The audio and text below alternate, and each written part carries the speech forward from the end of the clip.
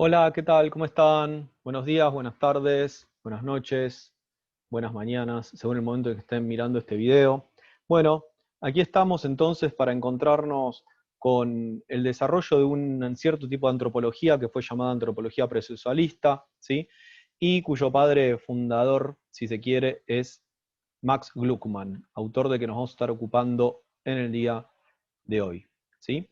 Em, Gluckman, este texto, mejor dicho, está ubicado dentro de esta unidad 2, dentro del programa de la materia, ¿sí? Y vamos a tratar puntualmente con el punto 4 en especial, ¿sí? Em, el texto del que nos vamos a estar ocupando es el análisis de una situación social en Zululandia moderna, que es conocido popularmente entre comillas, como el puente, ¿sí? Porque como habrán visto, se trata de la inauguración de un puente. Bueno, pero hablemos un poquito de quién era Max Gluckman, ¿sí? Eh, Gluckman fue un antropólogo, digamos, que es reconocido como el padre de lo que fue llamado la Escuela de Manchester, ¿sí? La Escuela de Manchester que surgió en el seno del estructural funcionalismo más clásico, digamos, ¿sí? Fue el estructural funcionalismo, de alguna manera, fue el caldo de cultivo en el que se fue gestando lo que más adelante fue conocido como antropología procesual y en particular fue identificado con la Universidad de Manchester. Gluckman decía, ustedes tienen ahí la ficha, ¿sí? Para ir siguiendo la lectura del texto, que es un poco como da el contexto del texto y va un poco más allá en la explicación del mismo.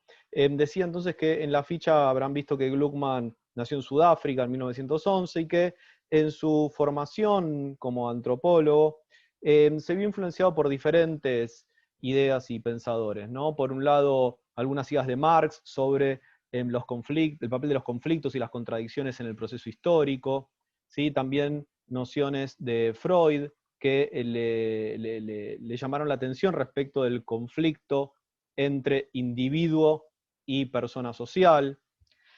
Gluckman, después de haber finalizado esta primera etapa formativa, viajó en 1934 a Oxford para hacer su doctorado, ¿no? Que se doctoró en 1936.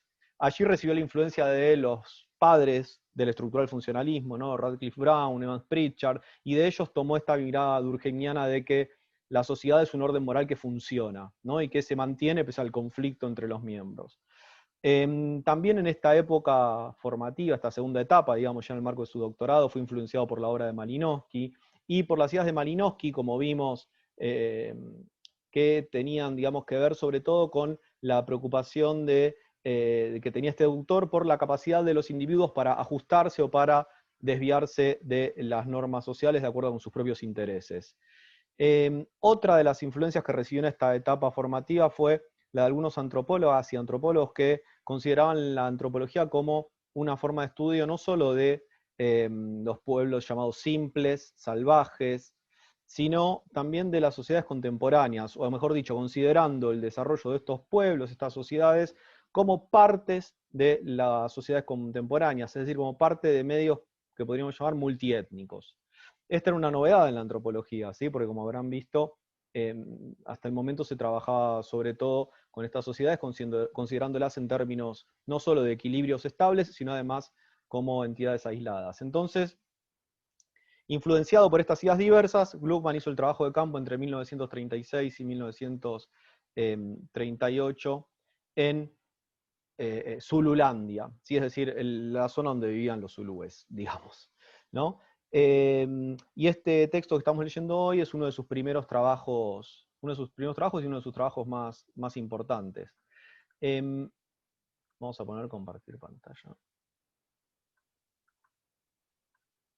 Entonces, em, es interesante, nosotros vamos a estar viendo la primera parte de análisis de una situación social en Zululandia moderna y tiene otras dos partes, ¿sí? Una parte, esta primera parte, digamos, trata sobre cómo se observan en una situación social determinada las tensiones de la estructura social, ¿sí? Cómo se pueden visibilizar las líneas de fractura y de unidad entre diferentes grupos.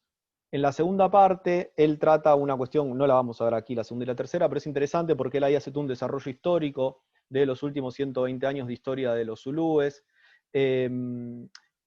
y muestra cómo se fue dando el cambio social. Y la tercera desarrolla conceptos analíticos, ¿sí? Sobre cómo hay que abordar teóricamente la cuestión del cambio. Entonces digo, esto es interesante porque este grupo de antropólogos que comenzó a trabajar con Gluckman, que estaban todos dentro de una institución que fue también el Rose Livingston Institute, ¿sí? Que ahí en la ficha tienen un poquito mejor contado que fue quienes estaban allí. Digo, este grupo de antropólogas y antropólogos no se limitaban al estudio de los grupos étnicos aislados, sino que en cambio pensaban en términos de la estructura social total de regiones diferentes de África, y las pensaban como estructuras que incluían tanto a estos pueblos locales como a los colonizadores, ¿sí? Entonces, para Gluckman, la sociedad de África Central, que era la zona que más le interesaba a él, estaba compuesta sobre todo por grupos culturales heterogéneos, ¿sí? Había esta estructura social conformada por estos grupos culturales heterogéneos, incluyendo a los europeos colonizadores, tenía conflictos y desajustes, ¿no? Entonces, esta mirada novedosa que traen estos antropólogos y antropólogas, consideraban, por ejemplo, temas como la migración de los grupos tribales hacia las ciudades, ¿sí? La articulación conflictiva que había del gobierno indirecto, ¿no? Esta forma que tenían los colonizadores de gobernar, de administrar estas sociedades colonizadas, digamos, utilizando, o a través, mejor dicho, de la mediación de los jefes locales, ¿sí? Es decir, los jefes locales estaban en el medio, de alguna manera, entre los grupos territoriales y el Estado colonial. Entonces digo, desde esta mirada ya no se trata de sociedades simples, homogéneas, siempre estables, ¿sí? Aisladas, sino que en cambio empiezan a verse como sociedades estratificadas, heterogéneas, dinámicas, como sociedades complejas, como decía antes. Entonces, desde aquí vamos a ver cómo comienza a desarrollarse toda una mirada según la cual el equilibrio social, digamos, deja de ser una cuestión estable, ¿sí? Y en cambio, digamos, es una cuestión que debe ser problematizada y es necesario mostrar cómo es que el equilibrio social es producido. Recordemos que él se formó en Oxford, entonces se había formado dentro de esta mirada estructural funcionalista clásica, según la cual el equilibrio estable era una condición a priori de este tipo de sociedades. Entonces, él establece esta distinción entre sistemas repetitivos o estables, ¿no? Que son capaces, digamos, de resolver los conflictos que se generan sin alterar radicalmente la cohesión interna, sin alterar radicalmente los patrones sociales de esas estructuras, y en cambio están los equilibrios sociales a los que llama como cambiantes, ¿sí? Que estaban en una situación de equilibrio inestable, ¿no? Es decir, las sociedades de este tipo, en las sociedades de este tipo, los conflictos se resuelven a través de cambios en las partes que constituyen el sistema social, ¿no? Es decir, se altera el patrón de la interdependencia entre esas diferentes partes. Entonces, Gluckman aquí trae una novedad porque podemos ver entonces que al interior de las sociedades se generan conflictos que tienen efectos acumulativos y que al cabo de un tiempo, probablemente si no son resueltos, pueden desatar un periodo de cambio social. Entonces, aquí vemos cómo de la estabilidad, digamos, puede surgir el cambio. A ver, ahora. Ahí está. Bien, entonces, recordemos, Gluckman nunca dejó de ser del todo un estructural funcionalista en el fondo, ¿no? De acuerdo con la formación que él había recibido. Y siempre tenía en mente esta cuestión de la oposición segmentaria, ¿no? Pero fíjense cómo, ya vimos que es el tema de la oposición segmentaria, ustedes ya lo conocen, pero digo, fíjense cómo en este texto empezamos a ver cómo él se está preocupando por otras formas de oposición y conflicto, como aquellas asociadas al clivaje relativo al color de piel o al clivaje religioso, ¿no? Pero decía que él nunca deja de ser del todo un estructural funcionalista porque desde su mirada, este tipo de oposición, digamos, y de oposición articulada en función de clivajes diferentes, terminaba dando lugar a un cierto tipo de equilibrio y de coherencia ¿no? Y el sistema social terminaba manteniéndose, incluso cuando se daban conflictos que eran asumidos como funcionalmente positivos. Entonces, es interesante en esta mirada que estamos trayendo, estas nuevas preocupaciones de estos antropólogos, ¿no? Cómo ellos y ellas están considerando esta cuestión de al mirar estas sociedades como medios multiétnicos diferenciados, están viendo la articulación, cómo se la articulación entre esferas dispares, ¿no? Es decir, están viendo cómo se articulan los valores tribales con los valores de la modernidad urbana e industrial, ¿no? Cómo se da una superposición entre la organización territorial local y tradicional, que ahora viene a tener, digamos, como superpuesta, entre comillas, ¿sí? La organización colonial, estatal y administrativa traída por los colonizadores, cómo se van articulando esferas industriales del mundo del trabajo industrial y las esferas tribales. Todo esto generaba en estas sociedades una cierta, digamos, tensión o inconsistencia, podríamos decirle, producto de las disparidades, ¿no? De las esferas que ahí estaban entrecruzándose, que estaban, digamos, que remitían a creencias y valores particulares cada una de ellas.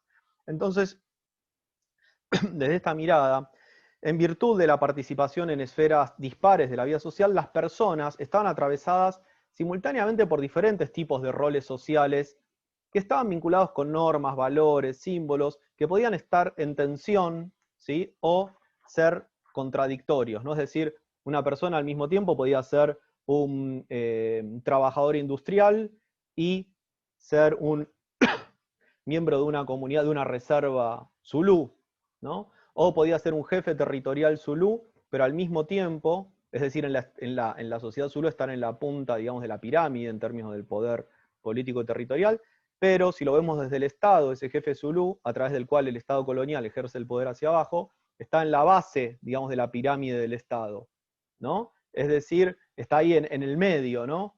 Entre el Estado y la comunidad local. Entonces, todas estas articulaciones novedosas, ¿no? Sobre todo novedosas en cuanto a la mirada de los antropólogos del momento, eh, producían una cierta, digamos, cuestión relativa a conflictos, a una cierta inconsistencia, a desequilibrios, ¿no? Ahora bien, también estamos diciendo que en esta mirada convivían estas ideas acerca de la inconsistencia, perdón, interna o los desequilibrios sociales, con una idea también de continuidad, ¿sí? De que los sistemas sociales continuaban funcionando. Bueno, ¿cómo era esto posible? ¿Sí? Dada la fragmentación, la articulación dispar, etc. Bueno, aquí hay un concepto que es importante, me parece que es el de selección situacional, ¿no? Porque Gluckman sostenía que los actores sociales eligen contextualmente las creencias que les parecen apropiadas para desempeñarse en cada esfera en la que están operando, ¿no? Y esta selección se basa en el hecho de que las personas ocupan roles diferentes en contextos que son variables, por lo que ese modo de selección situacional, de alguna manera, termina garantizando la continuidad y dándole coherencia o consistencia a una serie de principios propios de la organización social que no la tienen por sí mismos, ¿no? De esta manera es entonces que las personas pueden tener una vida coherente, si se quiere, a través de la selección situacional de valores que son contradictorios, creencias dispares, etc. ¿Sí? Entonces, notemos que aquí en la mirada de Gluckman, el equilibrio es una cuestión que no está, digamos, dada de antemano, sino que es una cuestión variable. Puede ser estable, puede ser inestable, por lo tanto es una cuestión a ser problematizada, ¿sí? En el año 49, Gluckman se afinca en Manchester, ¿sí? Deja el Instituto Rose Livingston en Sudáfrica y va a Manchester, eh, y es allí donde termina, digamos, desarrollando todas sus ideas de un modo más intenso y productivo. Entonces, vayamos un poquito al texto, si les parece. Entonces, bien. En el texto, lo que Gluckman va a hacer es intentar analizar o proponerse analizar las relaciones entre africanos y blancos, ¿no? Que pese al conflicto u oposición, cooperan en ciertas esferas de intereses comunes, en las que mantienen intereses comunes, ¿no? Entonces a él le preocupa todo el tiempo esto de la asociación y la disociación, ¿no? De la fusión y la fisión, el tema de la segmentación. Y cómo esto puede generar equilibrios, cómo estos conflictos o estas situaciones, digamos, conflictivas o tensas, también pueden producir situaciones de equilibrios que pueden ser equilibrios inestables. Entonces, para Gluckman, ¿sí? Si vamos ya al texto del puente, es importante esta cuestión de analizar las situaciones sociales, ¿sí? Las situaciones sociales son este material crudo, estos acontecimientos que observan los antropólogos y a partir de los cuales puede abstraerse la estructura social, las relaciones sociales, las instituciones, ¿sí? En particular, aquí de qué situación social se está ocupando. Bueno, de la inauguración del puente y de un encuentro entre zulúes y autoridades coloniales, ¿no? Entonces, aquí vemos cómo en la descripción etnográfica, ¿qué hace Gluckman? Ustedes lo vieron ahí claramente, ¿no? Cómo él va prestando atención a las fidelidades sociales, a las lealtades que mantienen los actores según los contextos, ¿no? Con quienes se vinculan, es decir, con quienes se reúnen y de quienes se separan. Entonces vemos que los zulúes no están todo el tiempo reunidos entre sí opuestos a los blancos, sino en ocasiones hay personajes de los zulúes que se mezclan con los blancos y viceversa, ¿sí? Es decir, que los zulúes también tienen divisiones internas, del mismo modo que los blancos. Entonces, aquí es interesante, me parece, ver cómo él va contando quién estaba en el auto, cómo estaban dispuestos espacialmente, quiénes estaban presentes, qué dijo cada uno, cuando se dispersaron los diferentes grupos, hacia dónde fueron. Después, en el segundo evento, él cuenta quiénes estaban, qué asuntos se trataron, cómo los discutían, qué posiciones tenían, ¿no? Todo este tratamiento de la cuestión es un ejemplo muy claro de esta cuestión del equilibrio y la dinámica de los clivajes. ¿No? Los clivajes, ¿qué es esto de los clivajes? Bueno, los clivajes, para Gluckman, los conflictos, el desarrollo de conflictos sociales supone el desarrollo de líneas de división u oposición, que son también puntos de unión y de contacto. Estos son los clivajes, ¿no?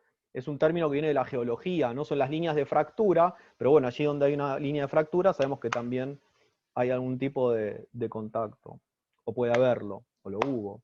Entonces, en este caso, él se centra sobre todo en el clivaje de color, mostrándolo como clivaje dominante, ¿sí? Dice que blancos y negros son grupos excluyentes, y que los europeos son quienes constituyen el clivaje dominante, ¿no? Y bueno, muestra, como decíamos antes, cómo si bien están opuestos y divididos blancos y zulúes, sin embargo interactúan en esferas de interés común, por lo tanto, esa interacción común debe ser tratada como parte de un mismo campo de relaciones sociales. Vean, entonces, cómo Gluckman ya no está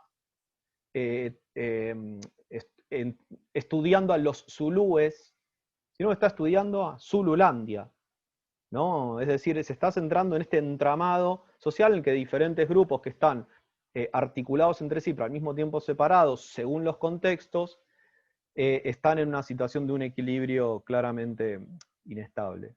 Entonces, vemos aquí cómo hay relaciones de cooperación, pero también de oposición, ¿no? Basadas en el dominio de los blancos sobre los zulúes, y cómo es esto todo lo que ordena, este clivaje de colores, el que ordena todas las relaciones sociales que se dan allí. Y este poder se puede ver, por ejemplo, porque los blancos son los que tienen el poder de la ley, ¿no? Son quienes pueden determinar cuestiones relativas a la justicia, al derecho, el uso de la fuerza, ¿no? En cambio, los zulúes no tienen influencia sobre estas cuestiones, ¿sí?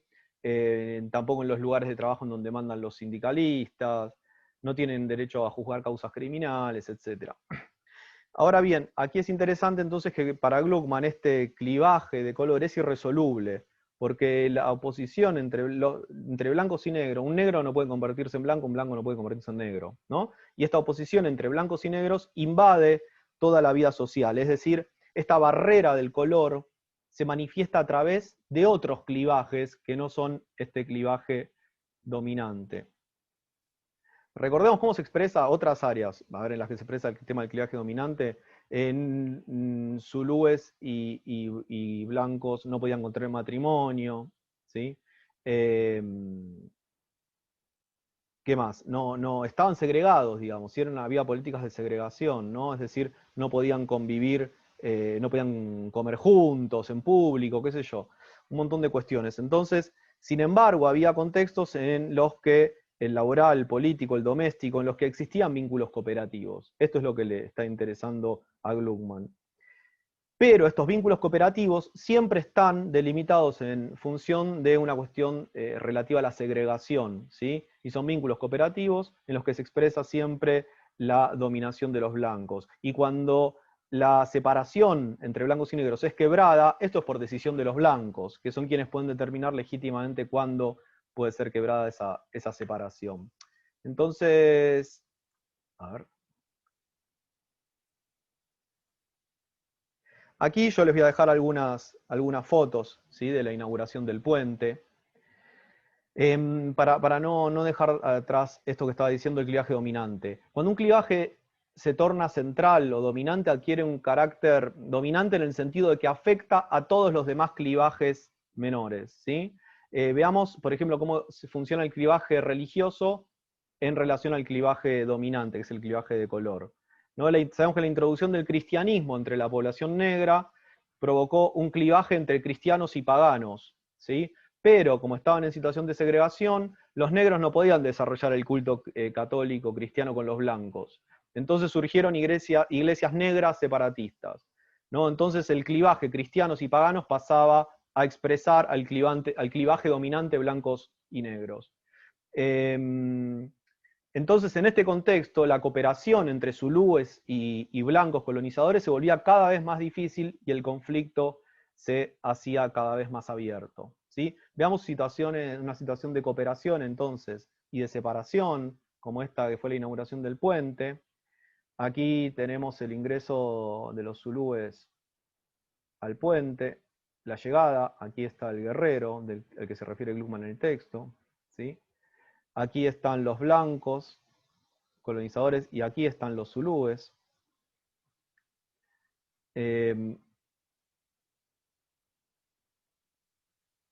Aquí van cantando el himno el Ijubo, ¿no? Aquí abajo hace algunas referencias, la foto que es interesante, ¿no? Habla de un hinduna vestido con traje militar, que no se lleva a ver muy bien. Pero bueno, se las dejo para que después las miren ustedes tranquilos. Bien. Entonces, digo, veamos que en la propuesta de Gluckman es central esto, el hecho de que una persona pueda pertenecer simultáneamente a varios grupos que pueden cooperar o bien oponerse entre sí según las circunstancias, es una cuestión central, ¿sí? Porque lo que acá está diciendo Gluckman es que las personas, y nosotros mismos, si pensamos en nuestra propia vida social, estamos atravesados por una multiplicidad de relaciones, ¿sí?, que nos hacen ser miembros de diferentes grupos o desempeñar diferentes roles sociales, ¿sí?, según los contextos diferentes, ¿no? Como padres, como estudiantes, como, no sé, mujer, como, qué sé yo, no sé, como trabajadores, ¿no? Según los contextos. Entonces digo, lo que a Gluckman le está mostrando aquí justamente es cómo los diferentes contextos de interacción y el modo en que las conductas de las personas expresan su pertenencia a diferentes roles, ¿no? Por ejemplo, blancos, negros, cristianos, paganos, jefes blancos y negros, jefes blancos y zulúes, bueno, que pueden estar separados según el momento de los plebeyos blancos y zulúes.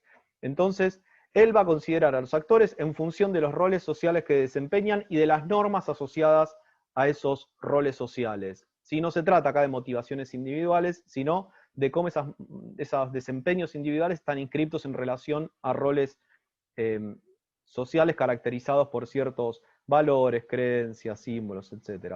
Todo esto implica una cierta mirada malinowskiana, ¿sí? Si se quiere, porque a diferencia de aquellas miradas más bien jurídicas, ¿no? Que veníamos viendo, propias del estructural funcionalismo, aquí a Gluckman, digamos, le interesa esta relación entre el constreñimiento institucional y la elección que los individuos pueden hacer manipulando las normas y moviéndose de formas diferentes según los contextos, ¿no? Y aquí entonces la regularidad y la coherencia de lo que podríamos llamar un sistema, que para Gluckman no hay tal sistematicidad en las normas sociales y en los principios que organizan la vida social, digo, la regularidad y la coherencia entonces es producto de las condiciones en que los individuos realizan ciertas elecciones entre normas y valores que pueden ser inconsistentes y contradictorios, y es esta elección situacional la que introduce cierta sistematización de un modo contextual, digamos. Entonces, dentro de este contexto, lo que Gluckman trae es que los zulúes se ven a sí mismos cada vez más como africanos, en contraste con los colonizadores blancos, ¿no? Entonces, desde esta mirada, Gluckman integra el conflicto como un componente normal y central dentro de un marco estructural funcionalista. Y muestra que en contraste con las sociedades zulúes precoloniales, digamos, Zululandia contemporánea representaba un tipo de sistema social cambiante, y esto en virtud de la presión ejercida por el clivaje dominante, ¿sí? Fíjense, podemos de alguna manera sintetizar la propuesta de Gluckman, ¿sí? Con este cuadrito en donde pueden verse los factores que pueden contribuir a producir equilibrios relativamente estables, ¿no? Los lazos en contraposición, es decir, ¿a qué nos referimos con lazos contrapuestos? Con esta participación dispar en diferentes esferas de la vida social, ¿sí? La existencia de conflictos que son producidos por la propia, si se quiere, contradicción o incoherencia del sistema normativo, ¿no? Estamos hablando de conflictos, no sé, como por ejemplo entre la matrilinealidad y la viril localidad, conflictos que surgen de la existencia, por ejemplo, los conflictos, bueno, aquí no los vimos, pero conflictos que surgen de quién puede suceder a alguien en un cargo, ¿sí? Siendo que no es clara y no está escrita, digamos, está codificada necesariamente la reglamentación de quién puede suceder a alguien en el cargo, ¿no? Es decir, puede haber principios que estén ahí conflictuando. Entonces, en ese contexto cobra relevancia la cuestión de la selección situacional, ¿no? Cómo las personas se posicionan según los contextos cambiantes. Entonces, para cerrar,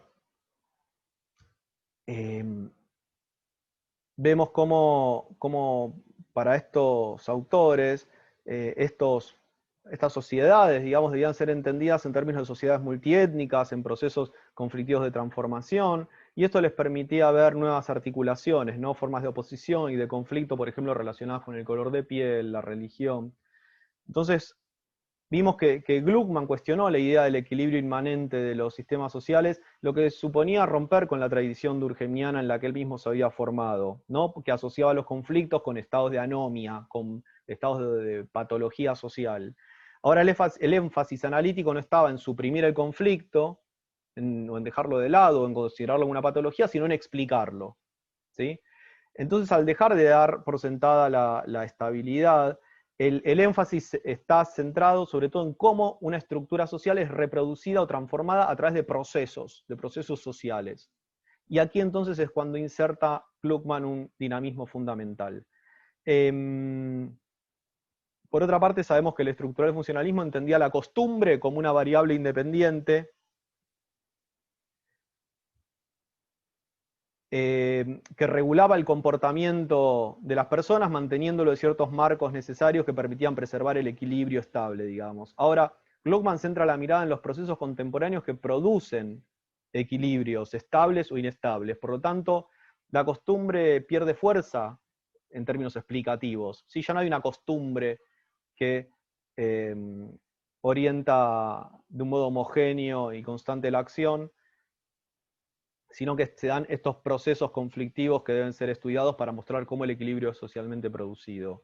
Entonces aquí el equilibrio no es un asunto simple, ¿no? Sino que en Gluckman las normas, los valores forman una mezcolanza incoherente y no hay, como decía antes, un sistema normativo. Entonces el interés se desplaza hacia las formas en que los individuos interpretan y usan la costumbre. ¿Sí? Todo esto esta mirada, digamos, dio surgimiento a lo que es conocido como la Escuela de Manchester, que aquí dejo una breve síntesis de algunos de sus aportes centrales. ¿Sí? El interés por esta cuestión de orden y conflicto, que se reflejó en el estudio del sistema de procesos contemporáneos, el tema de las situaciones sociales en cuanto a la importancia metodológica del análisis de estos acontecimientos y eventos concretos, ¿sí? El análisis de la oposición entre el constreñimiento institucional y la elección situacional, la cuestión del análisis del simbolismo y el poder político a través del ritual, algo que no vimos aquí, el tema del largo plazo histórico y el cambio social, y una cierta innovación conceptual que trajeron estos autores. Bien, entonces dejamos acá, ¿sí?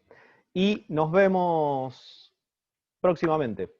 Nos vamos a estar viendo en los foros, intercambiando ahí, ¿ok? Así que bueno, les mando un abrazo grande, gracias por estar ahí y la seguimos. Chau, hasta pronto.